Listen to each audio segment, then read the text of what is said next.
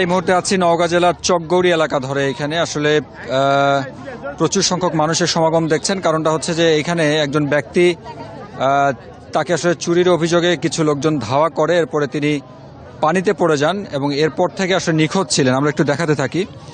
নিখোঁজ ছিলেন এবং ফায়ার সার্ভিসের একটি উদ্ধারকারী দল, ডুবুরি দল, তারা কিছুক্ষণ আগে এসেছিল, প্রায় 10-15 মিনিট আগে, এবং এসে তারা খোঁজার পরে তাকে পাওয়া গেছে, তবে মৃত অবস্থায় পাওয়া গেছে। আমরা যতটুকু জানতে পেরেছি যে 12:30টার দিকে আজকে তিনি কয়েকজন মানুষ আসলে এটিএম বুথ থেকে টাকা উত্তোলন করে এবং তিনি সেটি দেখবার পরে তাদের হাত থেকে সেই টাকা ছিনিয়ে নিয়ে আসলে দৌড় দেয় এবং সেই চিত্র কয়েকজন মানুষজন আসলে দেখতে পান এবং দেখতে পাওয়ার পরে তিনি কিন্তু সেই মানুষজনের হাত থেকে বাঁচতে পাশের একটি জলাশয়, পুকুরের মতো, সেইখানে আসলে লাফিয়ে পড়েন এবং এরপর থেকে তাকে পাওয়া যাচ্ছিল না। যদিও বা তার এই টাকা চুরির যে ঘটনা সেটি নিয়ে দুই রকম মন্তব্য আছে, কারণ এক একজন এক এক কথা বলছেন। আরেকজন বলছে যে তার হাতে আগে থেকে আসলে টাকা ছিল, যেহেতু মানুষজন আচমকায় তাকে আসলে ধাওয়া করেছে, যার কারণে তিনি কুলকিনার না পেয়ে আসলে পুকুরে লাফ দিয়েছেন, এমনটাই আসলে বলা হচ্ছে।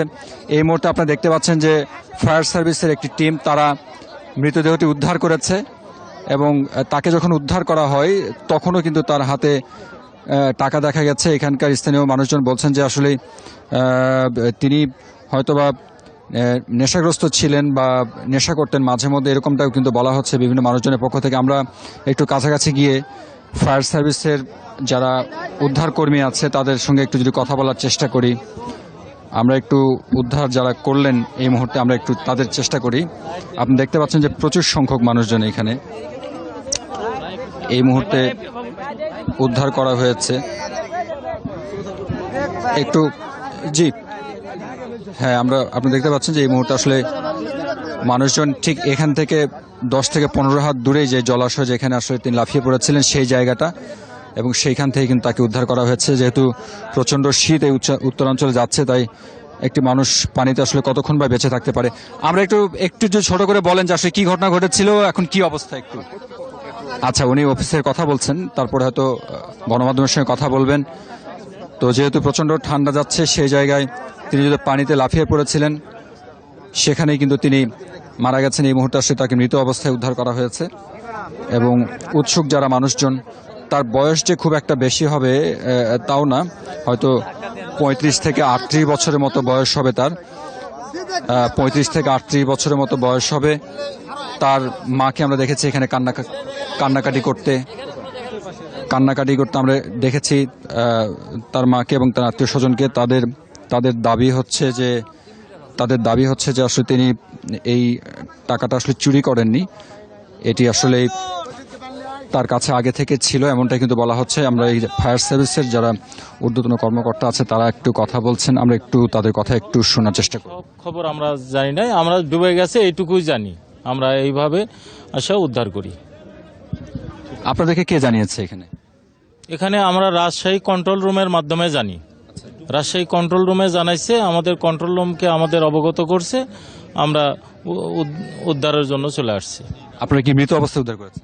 হ্যাঁ, আমরা মৃত অবস্থায় উদ্ধার করছি। আপনারা শুনছিলেন যে ফায়ার সার্ভিসের যে ইউনিট যারা রাজশাহী থেকে আসলে এসেছে তারা আসলে কথা বলছে। আমরা আরেকজনের একটু বক্তব্য শুনি। ফোন দিয়েছিল এবং 999 থেকে ওই মেসেজের পরিপ্রেক্ষিতে আমি সরজমিনে আসলাম। সরজমিনে আসার পর আমি আমার কন্ট্রোল রুমে যোগাযোগ করার পর যে দেখলাম যে এখানে ডুবুরি টিমের দরকার, তখন ডুবুরি টিম পাঠালছে ওখান থেকে। জি, তারপরে উদ্ধার করতে সক্ষম হয়েছে। ডুবার সম্ভবত প্রায় 1:25 অথবা 20 মেসেজ পেয়েছি আমরা। উদ্ধার হলো 4টা, মোটামুটি 4টা, প্রায় 4টা, 3 ঘন্টা। না, রাজশাহী থেকে তো আসতে সময় লেগেছে আমার টিমকে। আসার সাথে সাথে তো আমাদের 10 মিনিটের ভিতরে কাজ সাকসেস। না, স্রোত ছিল না, পানিবদ্ধ। যে আপনারা ফায়ার সার্ভিসের যে ইউনিট আসলে এটি উদ্ধারে কাজ করেছে তাদের বক্তব্য শুনছিলেন, যে তারা যেটি বলছেন যে প্রায় 1:20-এর দিকে তারা আসলে খবর পেয়েছেন। খবর পাওয়ার সঙ্গে সঙ্গে তারা এই ঘটনাস্থলে এসেছেন এবং প্রায় 3 ঘন্টার মতো তিনি নিখোঁজ ছিলেন। এবং তারপরে কিন্তু তাকে উদ্ধার করা হয়েছে। তবে দুর্ভাগ্য যে ততক্ষণে তিনি মারা গেছেন এবং তার হাতে আমরা কিছু টাকাও দেখতে পেয়েছি। সেই মৃতদেহের যেই ব্যাগে করে রাখা হয় পুলিশের, সেই ব্যাগের মধ্যে সেই টাকাটাও রাখা হয়েছে। এখানে উৎসুক যে জনতা তাদেরকে দেখতে পাচ্ছেন। এটি হচ্ছে নওগাঁ জেলার চকগৌড়ি এলাকা, সদর উপজেলার, এবং চকগৌড়ি যে স্কুল মাঠ আছে অর্থাৎ যেখানে ধানের হাট লাগে সেইখানেই কিন্তু মূলত এই ঘটনা ঘটেছে। ধানের হাটের পাশেই যেই বড় একটি ক্যানেল আছে পুকুরের মতো বা দিঘির মতো, সেইখানে তিনি আসলে পড়ে যান এবং এখানকার দুই রকম বক্তব্য পাওয়া গেছে। আমরা যতটুকু আগেও বলছিলাম যে কেউ কেউ বলছেন যে এটিএম বুথ থেকে টাকা তুলবার পরে সেই টাকা হাত থেকে ছিনিয়ে নিয়ে তিনি আসলেই দৌড় দেন এবং পানিতে ঝাঁপিয়ে পড়েন মানুষজনের রসানল থেকে বাঁচার জন্য। আরেক পক্ষ বলছেন যে তার হাতে আগে থেকেই টাকা ছিল, নিশ্চয়ই সেই ঘটনা পুলিশ উদ্ধার করবে। এখানে পার্শ্ববর্তী যে ফাঁড়ি আছে সেই ফাঁড়ির যারা পুলিশ কর্মকর্তা আছে তাদেরকে আমরা দেখতে পাচ্ছি এখানে, তারাও এসেছেন এবং তারা অবশ্য জানবার চেষ্টা করছেন আসলে প্রকৃত ঘটনা কি। আপনারা দেখতে পাচ্ছেন যে এখানে প্রচুর সংখ্যক মানুষ, যেহেতু প্রায় 3 ঘন্টার বিষয়, কানে কানে আসলে বহু মানুষের কাছে খবর গেছে। এইখানে মানুষজন এসেছেন যে আসলে কি ঘটনা ঘটলো, কিংবা মানুষটাকে আসলে পুকুরে ঝাঁপ দিয়েছিলেন কিনা, লাফ দিয়েছিলেন কিনা, সেটি নিয়েও একটি কনফিউশন ছিল। শেষমেশ কিন্তু তাকে এই পুকুর থেকে উদ্ধার করা হয়, অর্থাৎ যে ক্যানেল আছে সেই ক্যানেল থেকে কিন্তু উদ্ধার করা হয়।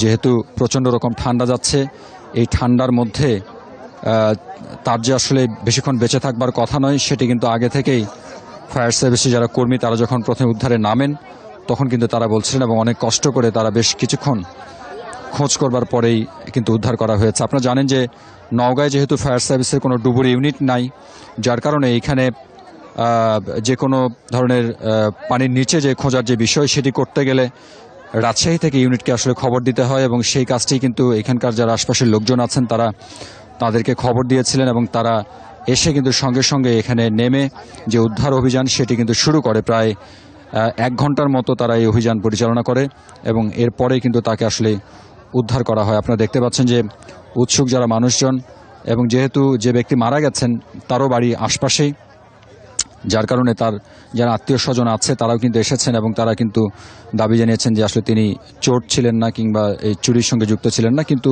অনেকেই বলেছেন যে তিনি বিভিন্ন সময় নেশা করতেন, যার কারণে সেই নেশার টাকা আসলে জোগাড় করতে গিয়েই তিনি প্রাণ হারিয়েছেন কিনা এটিও একটি সন্দেহের বিষয়। দেখতে পাচ্ছেন এই মুহূর্তে যে পুলিশের যে ইউনিট তারা আসলে এই মুহূর্তে অপেক্ষা করছে যে এই মৃতদেহটি তারা এখন সুরতহাল বা অন্যান্য যে কার্যক্রম আছে সেগুলো আসলে তারা পরিচালনা করবেন বলেই কিন্তু এখানে অপেক্ষা করছেন। এখানে পুলিশের একজনের সঙ্গে আমরা যদি একটু কথা বলার চেষ্টা করি। ভাই, এখন কি অবস্থায় উদ্ধার করলেন, এখন প্রক্রিয়া কি আপনাদের? এখন আমার সিনিয়র অফিসার তারা কথা বলবে। না, উদ্ধার বলতে কি, ওটা ওই যে রাজশাহীতে ডুবুরি টিম আসছিল আর কি, এর আগে ফায়ার সার্ভিস আসছে প্রথমে, আসার পরে আর কি ওই যে ডুবুরি টিম এসে আর কি উদ্ধার করলো আর কি। কোনো পক্ষের কি কোনো অভিযোগ পেয়েছেন কি? বা না, ওটা তো এভাবে এখনো ওইরকম কোনো অভিযোগ হয় নাই। এটাকে এখন সুরতহাল করা হয় বা অন্যান্য তো উদ্ধার করছে, এখন আসবি তারপরে, আর আমাদের সিনিয়র স্যার আসতেছে, তো আসলে কথা বলবো। তার মানে আসলে পুলিশের যে পরবর্তী যে কার্যক্রমগুলো আপনার সুরতহাল বলেন কিংবা পোস্টমর্টম বলেন সেই কাজগুলো নিশ্চয়ই তারা করবেন, যেহেতু এটির একটি অভিযোগ আছে যে চুরির করা বা না করা সেই যে অভিযোগ আছে, যার কারণে তারা আসলে এই মৃতদেহটি এখন সুরতহাল শেষ করে নওগাঁ জেনারেল হাসপাতাল যে মর্গ আছে মর্গে তারা পাঠাবেন এবং সেখানেই আনুষাঙ্গিক যেই প্রক্রিয়াগুলো আছে সেটি নিশ্চয়ই সমাপ্ত করে তারপর পরিবারের কাছে হয়তো মৃতদেহ বুঝিয়ে দেওয়া হবে। আমাদেরকে একটু কি জানাবেন যে ভাই এর পরে আসলে কি প্রক্রিয়া আপনাদের একটু যদি বলেন। আমরা একটু লাইভে ছিলাম, একটু যদি বলেন ভাই যে পরবর্তী প্রক্রিয়াটা কি? পরবর্তী প্রক্রিয়া মানে আমাদের নেওয়া হবে আর কি, এই বিষয়ে আমরা সুরতহাল করবো আর কি, লাশের সুরতহাল করবো। যে উনি বললেন যে সুরতহাল করবেন, এরপরে সুরতহাল করে তারপরে হচ্ছে যে অন্যান্য কার্যক্রম সেটি তারা করবেন। আপনারা দেখতে পাচ্ছেন যে জি মোটামুটি এরকমটা ছিল এখানে। এরপরে হয়তো পোস্টমর্টম করার পরে আসলে কি ফলাফল আসে কিংবা কোনো অভিযোগ থাকে কিনা সেই বিষয়গুলো নিশ্চয়ই আপনাদেরকে জানানো হবে।